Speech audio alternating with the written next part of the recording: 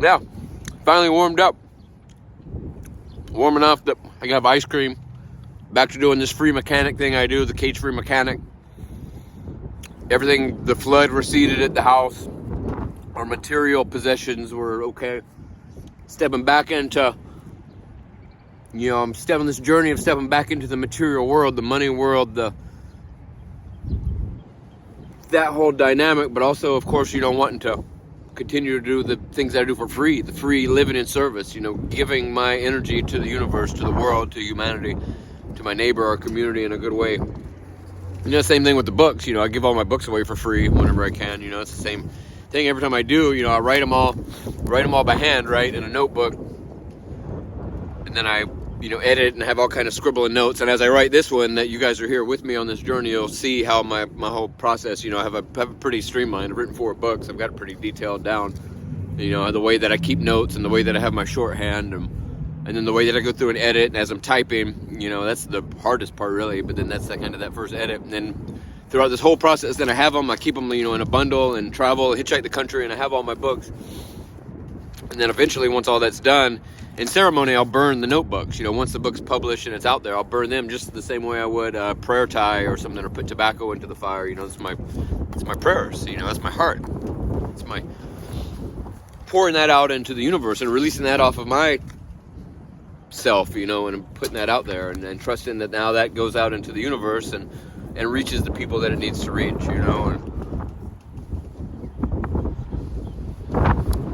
And so this is my gift to the world, and every time I do, I feel that manifestation power pouring into my life. This last book, Stylish Transient, whenever I released that, probably about 2 years ago now, put that out, and then just within a week, really, because I was at the farm. If you read my stuff, the farm that I'm talking about. I was there, published that, and then just within like a week or two, ended up leaving the farm and falling in love with the love of my life, who I'd already known for years but didn't realize it. Then we had a beautiful baby. We ended up talking about wanting a house on the river. We live in a house on the river. There's the most incredible community of mutual aid. Stepping into a new role within our spiritual community. Like all these things that were kind of on my heart have just like flooded into my life. And you don't necessarily notice that in those moments. It kind of slowly compounds. But then you look back and you're like, holy cow, all those things that I was praying for, wanting, it's all there. It's all happening, And so that's what this book is. That's what this mechanic service is. I'm not doing this to get that abundance. I'm doing this because I can fix cars real easy, and people need their cars fixed, and I want to be living in service. And when you see the change that you make in somebody's life, whenever you're there doing this type of thing, you're at their house, you're saving them thousands of dollars, or being able to get their kids to school or to the doctor or get to work to be able to take care of their thing, or they're in a crisis mode because their lifeline's not working, it's something I can fix with, a rubber band and a paper clip.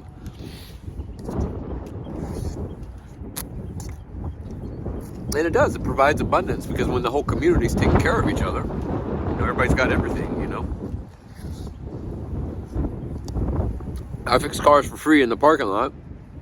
Well, the person I'm fixing the cars are inside at the kitchen at our FReE store. We have a whole FReE store, free community kitchen, and I do the free car thing, community garden. They're inside cooking for people that are in there stocking the shelves of the FReE store. That's the way it's meant to be, community.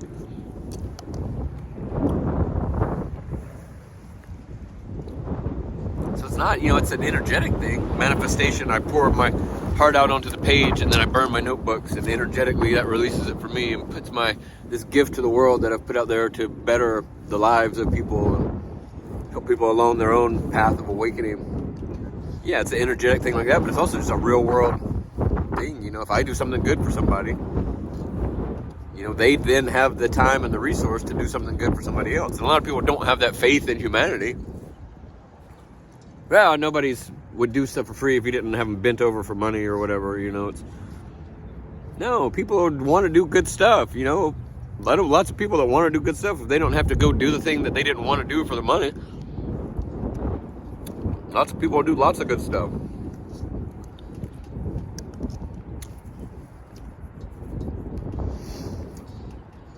So I don't know, thinking about brainstorming how this book's going to go. That last video we kind of talked about just my relationship with material belongings, which always is kind of tied in with money, but money's its own thing, and sacred belongings that I carry and I keep. And so, maybe that goes, that next leg or the next piece of that is your work that you do, living in service, and whether that's this thing that I do on the free time, this isn't my job, it could be if we had enough abundance of financial whatever coming in or everything that we needed to where I didn't have to work.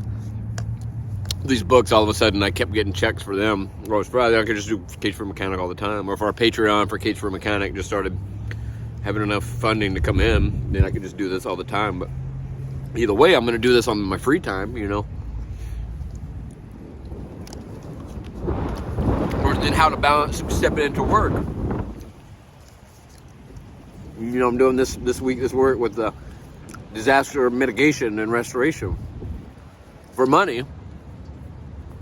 But it's a thing that I've done for free before, after disasters or whatever, after tornadoes, floods. I just did it at our house. So it's certainly something on my heart that I would do for free. And then money can come in from it, from something I would have done anyway for free. So that feels good, Money coming in from this, I would do this for free.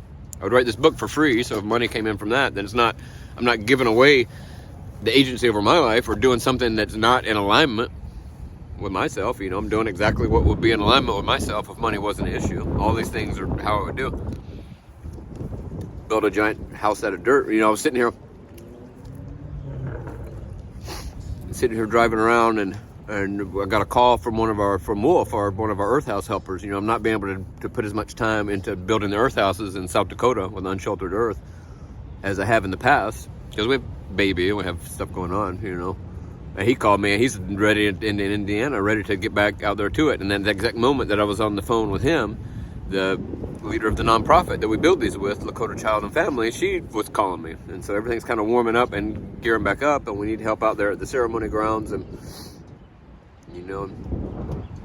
he's in that space of, he's not looking for any kind of money. He's living from his heart and doing the thing that he knows, that he pours that effort out into the universe. Everything comes together on that other end.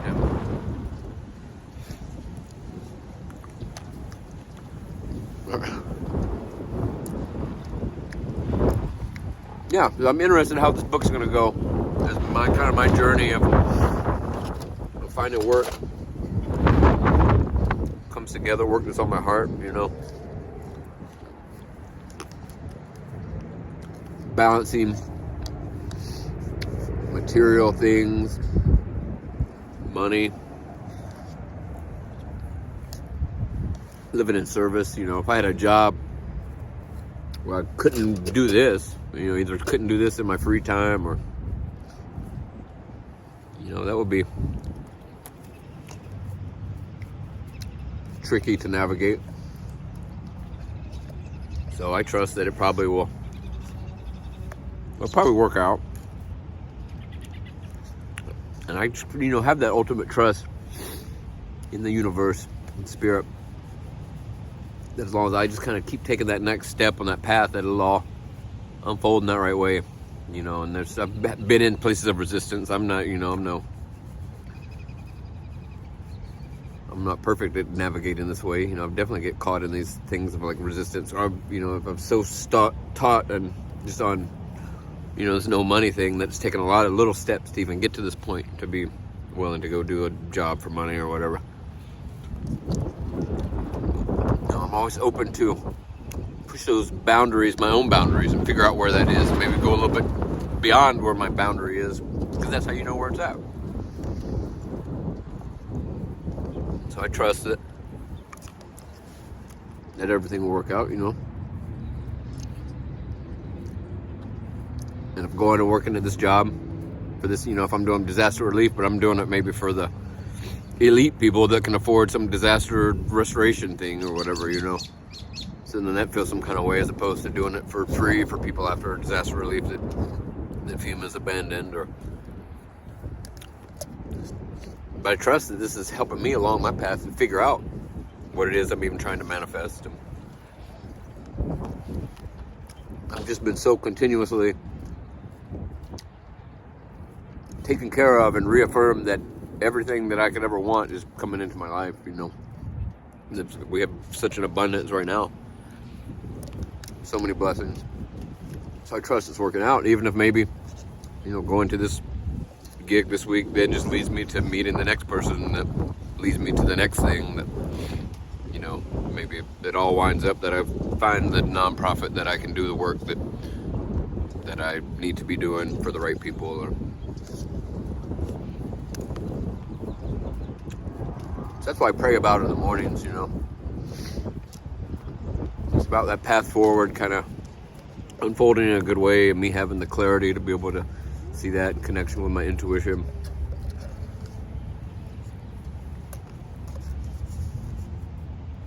You know, it's easy when you're hitchhiking and not using money, not letting money have to be any kind of decision, just going with that, what feels right in every moment. And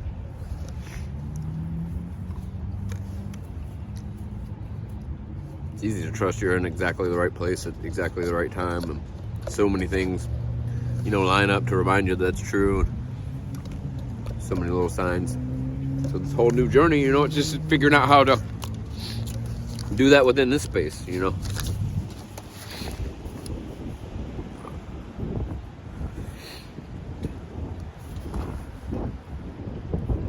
I don't know. I don't know how it's gonna go. It's my waiting list for the FReE mechanic thing. I got like 200 people that were trying to fix their cars, you know. Do the stuff for free in the parking lot, you know, but that's only people that can drive to me, that can get there. On Thursdays, we do these all-day fix-a-thons. You know, there's FReE Mechanic. There's a whole YouTube channel about stuff we're doing there, and a live stream, and a Patreon. And these are people that need me to come to their house. You know, that's the people that really need me. I can't, you know, it's no winter time. It's hard to keep up. Then we have baby, but you know, if we had sponsors coming in that like sponsored each one of these people or whatever, you sponsored a person, got whatever parts they needed, made it to where I could go out there for the day or whatever, fix their car. That's the people that really need it. Anyway, plus I don't have too many tools. It's kind of ridiculous. I do just fix them with coat hangers and JB Weld. Anyway, I think that's it. Out of time. Thanks for being here on this journey with me. Still gonna be a little bit of time brainstorming, but once you start writing, I'm pretty excited. Pretty excited to see what comes out. Thanks for being here.